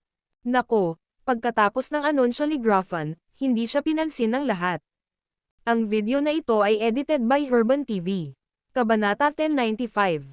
Lahat sila ay nakatingin kay Levi ng mayabang at hindi gumagalaw kahit isang pulgada. Paalala ni Windy sa kanila. Magkaroon ng respeto. Siya ang instructor mo. Walang sumagot. Binatukan ni Windy si Levi ng nakakalokong ngiti. Para bang sinasabi niya, tingnan mo. Hindi lahat ay maaaring maging isang tagapagturo. Tumayo si Levi, walang sinasabi. Parehong nahiya sina Windy at Gruffin sa ngalan niya. Nang makita ang mga tamad na binata, nagalit si Levi. Respeto. Wala man lang silang basic respect sa instructor nila. Kailangan nilang igalang ang kanyang posisyon bilang kanilang instructor anuman ang kanyang kakayahan. At saka, hindi lang magtatalaga si Darten ng isang nobody para maging instructor nila. Biglang sumigaw si Levi, tumayo ka sa kinatatayuan mo. Ang kanyang sigaw ay ikinagulat ng lahat. Si Wolf, Bert at ang iba pa ay bumangon ng katutubo. Ang hinaharap na Hidden Dragon Soldier Kings. Nangangarap ka pang makapasok sa Iron Brigade. Tumingin sa iyo. Sino ka sa tingin mo? Nasaan ang respeto mo? Ngumisi si Levi. Ang kanyang dagandong ay nagawang takutin ang ilan sa kanila. Si Wolf ay hindi isa sa kanila. Sabay ganti niya. Tumingin sa iyo. May sapat ka bang kakayahan para maging instructor namin? Bert chimed in. Nandito kami para pagbutihin ang aming mga kakayahan. Hindi kami tatanggap ng kahit sino bilang instructor namin. Ngumisi si Pewter, tama. Igalang ka. Kailangan mong maging sapat ang kakayahan upang makuha ang aming paggalang. Napangiti si Levi. Sa tingin mo hindi ako sapat na kakayahan para maging guro mo. Siyempre, 30s ka pa lang diba? How dare you take up the job to be our instructor? May kaya ka pa ba? Hindi ka ba nagtanong bago dumating? Kami ang nangungunang eksperto sa kani-kanilang mga koponan sa buong Erudia. Wala kaming ibang kalaban. Kaya nga, pumunta kami dito para gumawa ng breakthrough. Ang mga binata ay nagpahayag ng kanilang mga iniisip ng may pagmamalaki. Sila ay may sapat na kakayahan upang maging mayabang na ito. Sa hinaharap, sila ang magiging mga pinuno ng bansang ito, kaya hindi nila papayagan si Levi na turuan sila. Natuwa sina Windy at Gruffin sa nakita. Sa totoo lang, hinamak nila kung gaano kakul si Levi. Sa training camp na ito, kinailangan ni Levi na ipakita sa kanila kung gaano siya kakaya para makinig sila sa kanya ng masunurin. Ha, nakatayo ako dito. Iniisip mo pa rin na hindi ako sapat para maging guro mo. Natuwa si Levi. Siyempre, ang ating instructor ay dapat isa sa 4 na Diyos ng mga slaughters, o kahit isa man lang sa 8 combat heroes, mayabang na pahayag ni Wolf. Tumingin si Bert sa kanya. Bigyan natin siya ng specific. Ang aming instructor ay isang tao sa Saber Leaderboard. Ang mga lalaking napag-usapan nila kanina ay nasa Saber Leaderboard na ito. Oo, tama iyan. Kailangan mong maging isang nangungunang manlalaban sa Saber Leaderboard. Tumingin ng diretso si Wolf kay Levi at nagtanong, ano ang iyong kasalukuyang rankang sa Saber Leaderboard? Parehong humagalpak sa tawa sina Windy at Gruffin. Kilala nila ang lahat sa Saber Leaderboard. Malinaw, Si Levi Garrison ay hindi nakalista sa leaderboard. Umiling si Levi. Wala ako sa Saber leaderboard. Siya at ang kanyang mga kasama mula sa Iron Brigade ay wala sa Saber leaderboard upang protektahan ang kanilang mga pagkakakilanlan. Sa kanyang sinabi, lahat ay nagtawanan. Gayunpaman, idinagdag ni Levi, maaaring wala ako sa leaderboard, ngunit mas malakas ako kaysa sa lahat ng mga mandirigma na nakalista dito. Natahimik ang buong lugar pagkatapos magsalita ni Levi. Ang video na ito ay edited by Herban TV. Kabanata 1096. Napakayabang. Hindi ako makapaniwala na ganito siya kayabang. Iyan ang sikat na Erudia's Saber leaderboard. Ang lahat ng pinakamalakas na mandirigma ng Erudia ay nakalista sa Saber leaderboard. Ang nangungunang 100 mandirigma ay sikat sa kanilang mga kakayahan sa pakikipaglaban. Ang mga sinaunang pamilya sa Erudia ay ipinagmamalaki na isa lang sa kanilang mga miyembro ang nakalista sa Saber leaderboard. Walang makapaniwala kung gaano ka-exaggerated si Levi. Paano niya masasabing mas malakas siya kaysa sa lahat ng manlalaban na nakalista sa Saber leaderboard? Ano ang Saber leaderboard sa kanya? Para kay Bert, Wolf, at sa iba pa, ang Saber leaderboard ay isang sagradong pag-iral. Ang tanging layunin nila ay sumali sa Iron Brigade o makapasok sa Saber leaderboard. Sa totoo lang, ang pagpasok sa Saber leaderboard ay mas mahirap kaysa sa pagsali sa Iron Brigade dahil mayroon lamang 100 pwesto sa leaderboard. Halos malaglag sina Windy at Gruffin sa gulat. Tanging malalakas na mandirigma tulad ng 4 na Diyos ng mga Slaughters ang makakarating sa Saber leaderboard. Ang 4 na Diyos ng mga Slaughters ay napakalakas kaya't sila ay lumabas na hindi nasaktan matapos makipaglaban sa 30,000 lalaki. Ang kanilang kaaway ay nawalan ng 10,000 tao pagkatapos ng labanan. Kaya naman, karapat-dapat silang mapunta sa Saber leaderboard. Pero kahit ganoon, nasa gitna sila sa halip na nasa tuktok. May isip kung gaano kalakas at kahanga-hanga ang nangungunang 10 sa leaderboard. Sa pagbanggit ng kanilang mga pangalan, matatakot ang ibang mga organisasyon at bansa. Pagkatapos ng lahat, ang mga mandirigmang ito ay sapat na malakas upang harapin ang libo-libo lamang. Kakasabi lang ni Levi na siya ay mas malakas kaysa sa lahat ng nasa leaderboard. Walang sino man sa mundo ang nang-ahas na baliwalain ang Saber leaderboard. Kahit na ang nangungunang sinaunang pamilya sa Erudia, ang angkan ng Garrison, ay hindi nang-ahas na sabihin ang ganoong bagay. Nakakatawa iyan. How dare you say you're stronger than the fighters listed on Saber leaderboard? Panunuya ni Wolf. Tama, I've never heard someone being this arrogant, pagsali ni Bert. Nagsimulang inisya ng lahat si Levi. Ang South Commander-in-Chief, Darton Rogier, ay maaaring malakas, ngunit siya ay nasa ika-17 ranggo sa leaderboard. How dare you disregard Saber leaderboard, young man? Sabi ng isang amused Gruffin. Sinasadya mo ba ito? May death wish ka. Kung patuloy kang manginsulto sa Saber leaderboard, tuturuan ka namin ng leksyon. Ang kailangan lang ay isang salita mula kay Levi para magalit ang lahat. Aaksyon na sana ang ilan, ngunit pinigilan ni Wolf ang kanilang mga aksyon. Sige, dahil sinasabi mong mas malakas ka kaysa sa lahat ng nasa Saber leaderboard, kailangan naming patunayan mo ito. Hindi namin hihilingin sa iyo na maging pinakamalakas. Hanggat nakakuha ka ng ranggo, makikinig kami sa iyo. Nakangiting mungkahi ni Wolf. Gusto niyang ipahiya si Levi sa pamamagitan ng paghiling sa huli na ipakita ang kanyang mga kakayahan. Iyon ay dahil sigurado siyang mapatunayang sinungaling si Levi sa lalong madaling panahon. Oo, patunayan mo sa amin. Kung hindi, hindi ka namin hahayaang umalis sa isang piraso. Hindi ka namin papayagan na baliwalain ang Saber leaderboard. Lahat ng iba ay nagsisigawan, na masama ang tingin kay Levi. Sina Windy at Gruffin ay pinapanood ang buong kapahamakan na may mga ngiti sa kanilang mga mukha. Malalantad ang iyong kilos kapag kumilos ka. Ha, nagsisilbi sa iyo ng tama sa pagiging mayabang. Ano ngayon? Natatakot ka? Hindi ka dapat nagyayabang ng ganyan. Kung tatanggi kang magbago, tutulungan ka namin. Hindi ka maglalakas loob na magyabang pagkatapos ka naming turuan ng leksyon. Nag-iisip ako kung paano ipakita sa iyo na mas malakas ako kaysa sa lahat ng manlalaban sa Saber leaderboard. Kung tutuusin, lahat kayo ay mahina.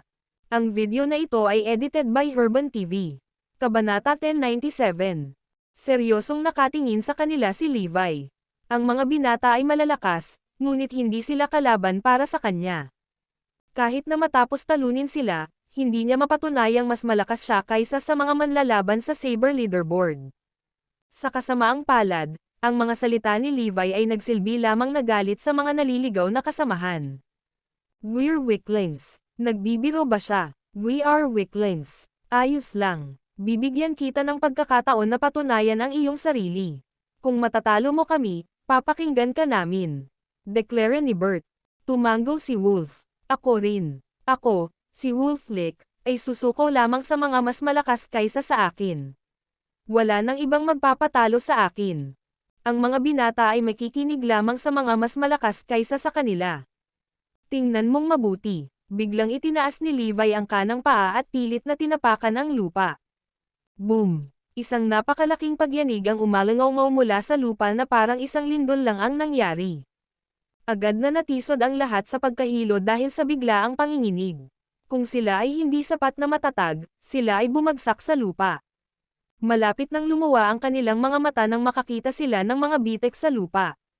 Nagsimulang lumitaw ang mga bitek sa ilalim ng kanilang mga paa. Kung gumalaw sila ng 1 pulgada, mahuhulog sila sa siwang. Nakatitig sila kay Levi, natulala. Ano iyon? Anong klase siya? Ang kanyang pagtapak ay lumikha ng isang higanteng lindol. Tingnan mo, ang mga bitek ay nabubuo hanggang daan-daang metro ang layo. Tao pa rin ba siya? Walang nakakaalam kung mas malakas siya kaysa sa mga manlalaban sa Saber Leaderboard, ngunit malapit na silang mabaliw. Kung ang sipa niyang iyon ay damapo sa sino man dito, ang taong iyon ay patay na ngayon. Ang kanyang stomp ay lumikha ng isang higanteng lindol. Ito ay isang kamangha-manghang tanawin. Napatulala sina Wolf, Bert, Wendy at ang iba pa. Matagal nilang napagtanto na si Darten ay hindi magpapadala ng walang tao para maging instructor. Kung sino man sa inyo ang ayaw sumuko, pwede kayong makipaglaban sa akin. Anunsyo ni Levi. Thud, thud, thud. Sa kanyang mga salita, ang lahat ay nagmamadaling pumila. Tumalon si Wolf sa kanyang mga paa at itinuwid ang kanyang likod. Ang mga kilos ni Levi ay humanga sa mga tao. Pumila. Magpapakilala ako. Ako ang iyong instructor. Unang aral, respeto. Gaano ka man katatag at kakayahan, kailangan mong sumunod sa mga patakaran. Dapat mong igalang ang iyong instructor dahil siya ang magtuturo sa iyo. At saka hindi naman tanga ang mga nakatataas. Magtatalaga ba sila ng nobody para maging instructor mo? Kaya, maging mapagpakumbaba at magkaroon ng respeto sa iba. Basic manners yan. Si Levi mismo ay isang Diyos ng digmaan. Gayunpaman, nanatili siyang mapagpakumbaba sa harap ni Benny Quinten at ng iba pa at binigyan sila ng lubos na paggalang. Naiintindihan. Sigaw ni Wolf at ng iba pa. Ipagpapatuloy ko lamang ang iba pang mga aralin pagkatapos mong malaman ito. Sabi ni Levi. Sir, pwede mo bang sabihin sa amin kung sino ka? Hindi namin alam ang pag-iral mo sa Erudia. Sigaw ni Bert. Kilala nila ang lahat sa Saber Leaderboard at lahat ng pinakamalakas na manlalaban sa Erudia. Bilang bahagi ng angkan ng garrison, madali para sa kanila na makuha ang impormasyong ito. Opo, Ginoo. Mangyaring sabihin sa amin kung sino ka. Ang iba ay nakiusap. Ang iyong instructor ay walang iba kundi ang Diyos ng digmaan. Ang video na ito ay edited by Urban TV. Kabanata 1098. Dumating si Darten at nagpahayag. Diyos ng digmaan. Walang kaluluwang ulit ni Bert. Ano? Ang Diyos ng digmaan. Sa pagbanggit ng pamilyar ngunit malayong pamagat, naisip ni Wolf na nananaginip siya. Natigilan sina Wendy at Gruffin sa kanilang mga landas, lubos na natigilan. Tama iyan. Siya ang Diyos ng digmaan ni Erudia. Matigas na sabi ni Darten. Na muling tumahimik ang lahat. Kinumpirma ito ni Darten mismo. Si Levi talaga ang Diyos ng digmaan. Nakaramdam sila ng goosebump sa buong paligid. Hindi nakakagulat na hindi namin narinig ang tungkol sa batang ito. Siya pala ang Diyos ng digmaan.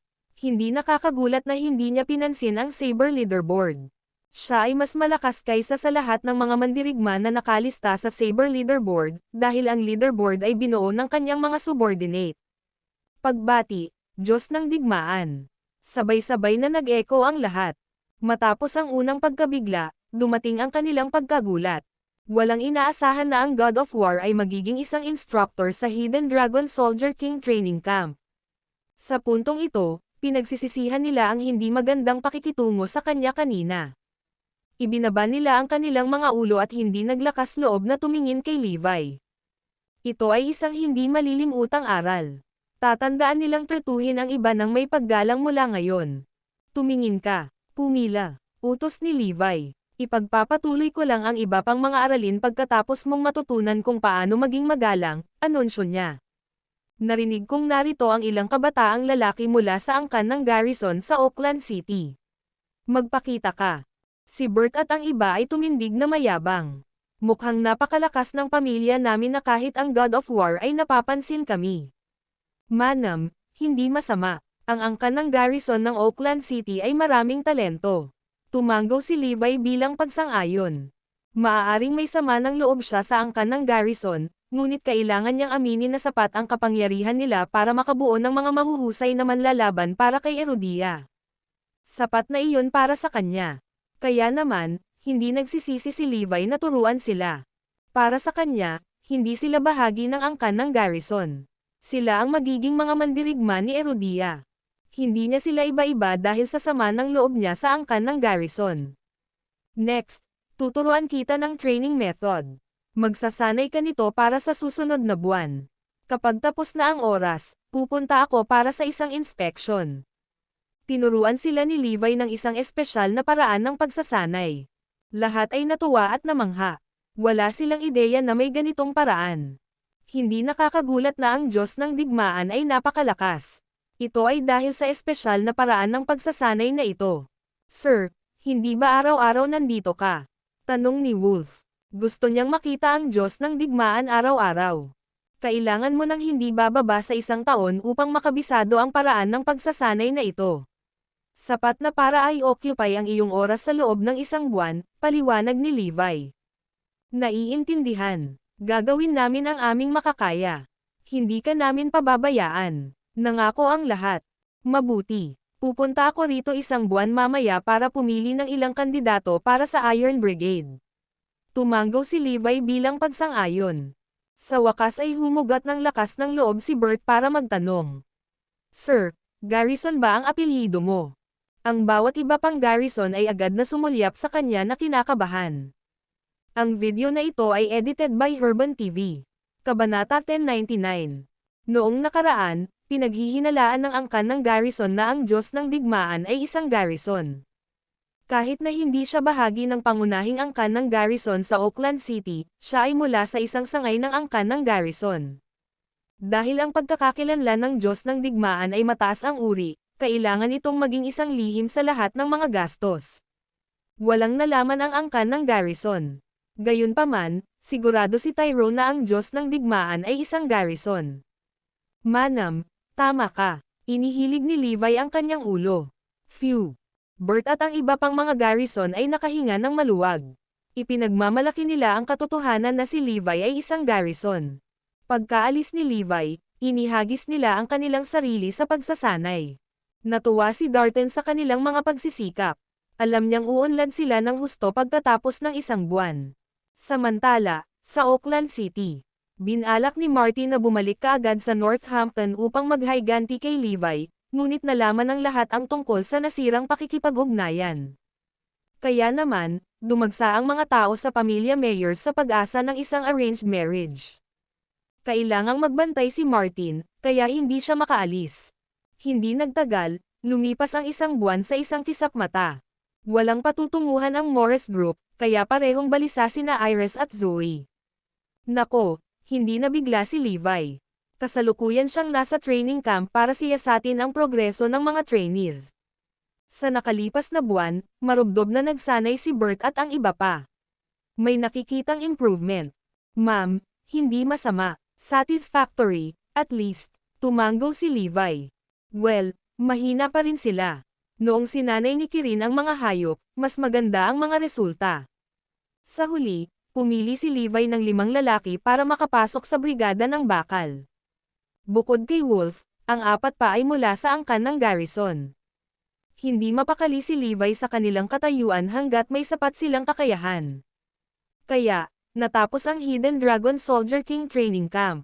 Natuwa si Bert at ang iba pa. Bukod sa pagpasok sa top 10, 4 sa kanila ang napiling sumali sa Iron Brigade. Ang una nilang ginawa pagkatapos makalabas sa kampo ay ipaalam sa kanilang angkan ang kanilang mga resulta. Sandali lang, meron akong naisip. Malapit na kami sa Northampton. Bakit hindi natin makilala si Levi Garrison? Iminungkahi ni Pewter. Oo naman, hindi ako makapaghintay na makita siya. Sabik na bumalik si Clint. Ang iba ay sumang-ayon sa mungkahi. Ang kanilang kumpiyansa ay tumaas ng malaki pagkatapos lumakas. Oo naman, magkikita kami ni Levi, pagkatapos ay ipaalam sa aming angkan ang tungkol sa mga resulta. Pumayag naman si Bert. Lumalaki na ang tiyan ni Zoe sa maghapon. Kailangan niyang maging mas maingat kahit na siya ay naglalakad. Gayunpaman, nag-aalala siya sa kawalang interes ni Levi. Wala pang 1 taon ang natitira sa amin. Paano niya hamanin ang angkan ng Garrison kung ano ang mayroon siya? Malalim ang iniisip niya nang mag-ring ang phone niya. Isang tao mula sa angkan ng Garrison sa Oakland City ang gustong magpakain kay Levi. Gulat na gulat ay agad na pinuntahan ni Zoe si Levi. Natatakot siya na baka isa itong bitag. Pagkatapos ng lahat, ito ang angkan ng Garrison. Bakit hindi? Kung ginagamot nila tayo, doon tayo, sagot ni Levi. Well, bumantong hininga si Zoe. Ang mangmang na tulad mo ay walang takot, ha? Bakit hindi natatakot si Levi sa angkan ng Garrison? Hindi ba niya alam kung gaano kalakas ang angkan ng Garrison? Kahit alam kong delikado sila, bakit si Levi pa rin ang clueless? Samantala, naghihintay si Bert at ang iba pa sa restaurant. Pumayag si Levi na pumunta ng ganon-ganon lang. Ang tapang niya, panunuyan ni Clint. Natatakot siya sa wala, hindi man lang siya natatakot sa angkan ng Garrison. Pinaikit ni Bert ang kanyang mga mata ng may pananakot. Ipakita natin sa kanya kung sino ang may kapangyarihan mamaya. Hindi makapaghintay. Inaabangan ng lahat ang pagdating ni Levi. Ang video na ito ay edited by Herban TV.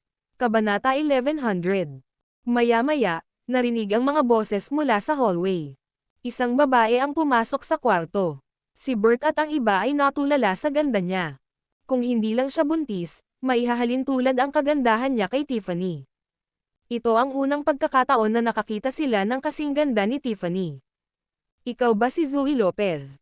Si Bert ang unang bumawi sa realidad. Yes, I am, sagot ni Zoe sabay tango. Kawawa naman. Si Bert at ang iba ay umiling. Ano ang ginawa ng bastard para maging karapat-dapat sa isang napakagandang asawa? By the way, nasaan si Levi? Tanong ni Clint. Nandito ako. Isang boses ang sumigaw sa labas ng kwarto. Manem. Inakala ng 6 na Garrison na pamilyar ang boses. Tiyak na nakakatunog ang boses na iyon. Nagpalitan sila ng tingin. Hindi pa kami nagkikita ni Levi. Bakit parang pamilyar ang boses niya? Pagkatapos, pumasok si Levi sa kwarto. Sa sandaling lumitaw si Levi, si Bert at ang iba pang mga Garrison ay natarante sa pagkalito. Namutla agad ang mga ekspresyon nila. Wala sa kanila ang nakakaalam na si Levi Garrison ang Diyos ng digmaan. Kakakilala lang nila ni Levi kaninang umaga. Ngayon, muli nila siyang nakilala sa ibang pagkakataon. Ito ay isang nakakabighaning tanawin. Sa sandaling iyon, bumungad sa kanila ang realisasyon. Hindi nakakagulat na ang Diyos ng digmaan ay isang Garrison. Dapat ay naging bahagi siya ng angkan ng Garrison sa Oakland City. Bakit sapat ang katapangan ni Levi na lumaban sa angkan ng Garrison sa Oakland City at tumaya kay Tyrone? Bakit hinamak ni Levi ang angkan ng Garrison at lahat ng iba pa? Ito ang dahilan.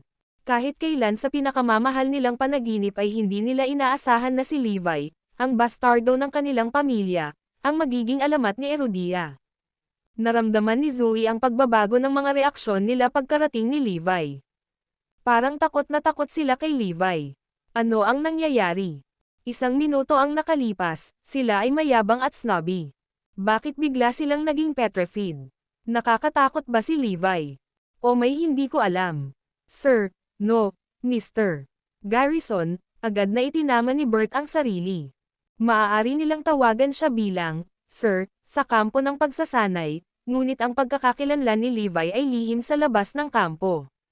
Sa katunayan, si Bert at ang iba pang mga garrison ay nanginginig sa takot.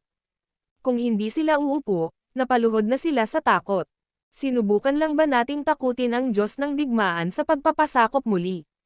Sa pangalawang pagkakataon, sa kasamaang palad, ang kanilang plano ay nabigo sa simula pa lamang. Nagulat si Levi nang makita niya ang mga binata. Oh, sinubukan ba nilang takutin akong sumuko muli? Ito ba ay sinadya upang maging isang bitay? Tanong ni Levi. Hindi. Siyempre hindi ito isang bitag. Gusto naming i-treat si Mr. Garrison at Ms. Lopez sa isang pagkain. Iyon lang. Nagmamadaling paliwanag ni Bert matapos makabawi sa oras. Pinunasan niya ang pawis sa noo. Agad namang sinalubong ng iba si Levi at Zoe ng mainit. Maupo ka. Naguguluhan si Zoe sa pagiging magalang nila. Ha? Ano ang nangyayari? Akala ko ba magkaaway ang angkan ng Garrison kay Levi? Bakit sila magalang? Pagdating niya kanina, napagtanto niya kaagad na isa pala itong bitag. Ngunit nagbago ang lahat nang magpakita kay Levi. Hindi siya makapaniwala sa kanyang mga mata. Pagkaupo ay nagsalita si Zoe. Maging tapat ka sa akin. Bakit ka natatakot pagkatapos mong makita siya? Si Bert at ang iba ay umiwas ng tingin kay Levi.